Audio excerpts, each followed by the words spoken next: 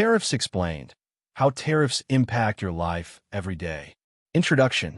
When you go shopping and notice that your favorite sneakers, phone, or even groceries cost more than they used to, you might wonder why. One reason could be something you don't see every day but affects you more than you think: tariffs. In today's global world, understanding tariffs matters because they can quietly change the prices of the things you buy, the choices companies make, and even the jobs available in your community. Simply put, a tariff is a tax that a government places on goods coming into a country. When products are imported, whether it's coffee from Brazil, cars from Japan, or clothing from Italy, a government might charge a fee. This fee usually ends up making those products more expensive for you, the consumer. In this book, we'll break down everything you need to know about tariffs in simple, clear language. You'll learn what tariffs are, why governments decide to use them, and how they touch your wallet, job opportunities, and everyday choices. No complicated jargon, just real-world examples and easy explanations. Imagine paying $120 instead of $100 for a pair of sneakers simply because of a tariff. That's the kind of impact tariffs can have, and it's worth understanding how it all works. Chapter 1. What is a tariff? A tariff is like a fee the government charges whenever a product is brought into the country from somewhere else. Think of it like a toll you pay when crossing a bridge, but instead of you paying at a booth, companies pay when they bring goods across a border. That fee often gets added to the price you end up paying at the store. There are two main types of tariffs. Specific tariff. This is a set amount of money added to each item, no matter how much the item costs. For example, a government might add $2 for every bottle of wine imported into the country. Whether the wine costs $10 or $50, the tariff is still $2 per bottle. Ad valorem tariff. This type is based on a percentage of the item's value. If a country charges a 10% tariff on imported cars, a car worth $20,000 would now have a $2,000 tariff added to its cost. Tariffs aren't new. In fact, they've been around for thousands of years. Ancient civilizations used tariffs to build wealth, protect their own businesses, and control trade. Even back then, leaders understood that taxing goods from outside their borders could strengthen their own economies. For example, if a country imports smartphones from another country, the government might add a $50 fee to each phone. That $50 usually gets passed on to customers, making the phone more expensive for you. Understanding tariffs starts here, with knowing what they are and how they quietly follow products into your life. Chapter 2. Why do governments use tariffs? Tariffs aren't just random taxes. Governments have important reasons for putting them in place, and they often believe tariffs will protect their country's interests in one way or another. One major reason is to protect local businesses. Imagine small clothing companies in your country trying to compete with giant factories overseas that can make clothes much cheaper. Without tariffs, those local companies might go out of business because they can't match the low prices. A tariff on imported clothes makes foreign products more expensive, giving local companies a better chance to survive and grow. Another reason is to create government revenue. The money collected from tariffs can be used to fund important things like schools, hospitals, and highways. In fact, before income taxes became common, tariffs were one of the main ways governments paid for public services. Finally, governments sometimes use tariffs to punish other countries. If another country breaks trade rules, treats workers unfairly, or floods the market with super cheap goods, a practice called dumping, tariffs can act as a warning or penalty. For example, if country A starts dumping cheap steel into country B, it might hurt the steel workers in country B because local companies can't compete. In response, country B could impose high tariffs on imported steel to make the local steel more attractive and protect local jobs. In short, tariffs are powerful tools, sometimes helping businesses, funding communities, or standing up against unfair practices. Chapter 3. How do tariffs affect prices?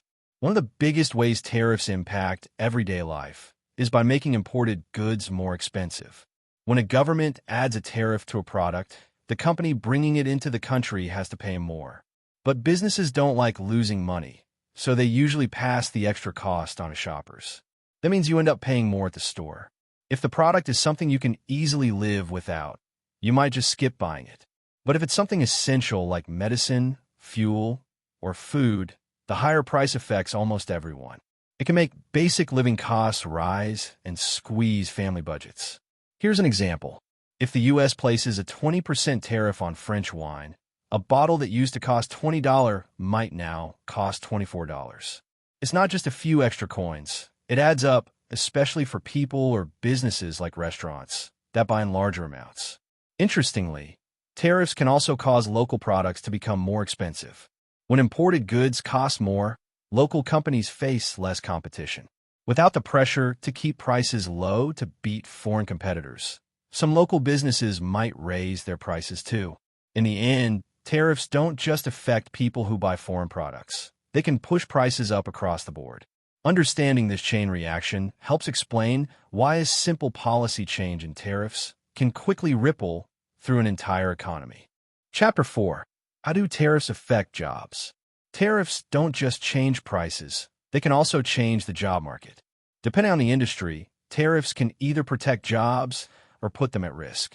On one hand, tariffs are sometimes used to protect jobs in industries that would otherwise struggle. For example, if cheap clothing floods the market from other countries, local clothing factories might shut down because they can't compete. A tariff on imported clothing can make foreign products more expensive, giving local factories a chance to survive and helping workers keep their jobs. On the other hand, tariffs can hurt jobs in industries that depend on imported materials. Take car manufacturers, for example. Building a car often requires parts from all over the world. If tariffs make steel, aluminum, or electronic parts more expensive, it costs more to build each car. This can lead to higher car prices, fewer car sales, and eventually layoffs. Here's a real-world example. If a furniture store depends on imported wood and tariffs suddenly make that wood much more expensive, the store might have to raise its prices. Customers may then buy less furniture, forcing the store to lay off workers to cut costs. In short, tariffs create winners and losers in the job market. Some industries are saved by tariffs, while others are squeezed by rising costs. Understanding both sides is key to seeing the bigger picture of how tariffs impact everyday working people. Chapter 5. Tariffs and Everyday Life. Tariffs aren't just something governments and big companies worry about. They affect your everyday life in ways you might not even realize.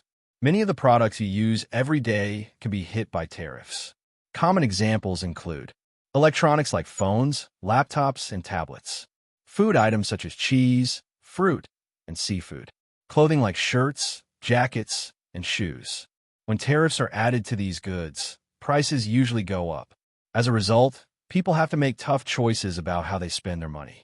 Some might delay big purchases, like waiting another year before buying a new TV or smartphone. Others might switch to cheaper brands or buy more locally made products that aren't affected by import taxes. Even small tariffs can add up over time. Paying just a little more each time you shop can mean hundreds of extra dollars a year. This can put pressure on family budgets, especially when wages don't rise fast enough to cover the higher costs. For example, if tariffs raise the price of groceries by just $10 a week, that's over $500 a year, money that could have gone towards savings, bills, or a family vacation. Tariffs, while invisible at first glance, have a way of weaving themselves into daily decisions, from what you eat to what you wear to when you replace your aging laptop. Chapter 6. Real-world examples. To truly understand how tariffs affect daily life, it helps to look at some real-world examples where tariffs made headlines and had big consequences. One major event was the U.S. China trade war, 2018 to 2020. The U.S. placed tariffs on hundreds of billions of dollars worth of Chinese goods, and China responded with its own tariffs on American products. While the goal was to protect American industries, the result was mixed. American farmers, for example, found it harder to sell crops overseas. On top of that, the cost of farming equipment, much of which uses imported parts, went up. The U.S. government had to provide billions in aid to help farmers stay in business. Another example is the steel and aluminum tariffs introduced around 2018. The idea was to protect American metal workers by making imported steel and aluminum more expensive. However, industries that use those materials, like car manufacturers, were hit with higher costs. As a result, car prices increased for consumers across the country. Even something as simple as bananas has caused major disputes. During the banana wars between the European Union and Latin American countries, Europe placed tariffs on bananas imported from Latin America. This led to a decades-long trade fight. Meanwhile, shoppers in Europe had to pay more for their bananas during the conflict. These examples show that tariffs can lead to price hikes, job struggles, and even international tension, all while quietly affecting everyday people around the world. Chapter 7. Alternatives to Tariffs. While tariffs are a common tool, governments have other ways to protect their economies without directly raising prices on imported goods. One option is subsidies. Instead of taxing foreign products, the government gives money directly to local businesses. This financial support helps local companies compete by lowering their costs, making their goods more affordable without needing to make imports more expensive. Another alternative is using trade agreements. Countries can negotiate deals to lower or even eliminate tariffs between them. Agreements like NAFTA, now called USMCA, between the U.S., Canada, and Mexico help make trade smoother, cheaper, and more predictable for businesses and consumers. Governments can also use quotas.